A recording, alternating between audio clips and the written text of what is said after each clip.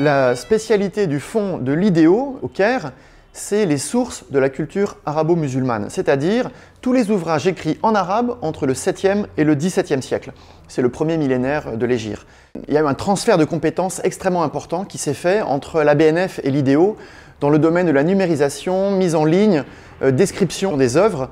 L'IDEO est toute petite institution finalement et grâce à ce partenariat, on rentre dans une nouvelle dimension. Si aujourd'hui les institutions musulmanes au Sénégal, en Indonésie, en Arabie Saoudite nous contactent pour travailler avec nous, peut-être c'est aussi parce que le partenariat avec la Bibliothèque nationale de France donne une crédibilité accrue.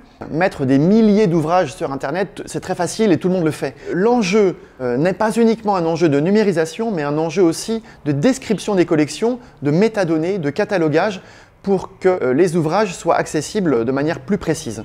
Ce dont on ne se rend pas forcément compte en Occident, c'est à quel point le monde arabe est connecté, à quel point le monde arabe vit sur Internet. Facebook, Instagram, Twitter, les sites, les forums, c'est absolument incroyable. Et du coup, quand on met en ligne des documents numérisés, ils sont diffusés dans le monde arabe de manière incroyable.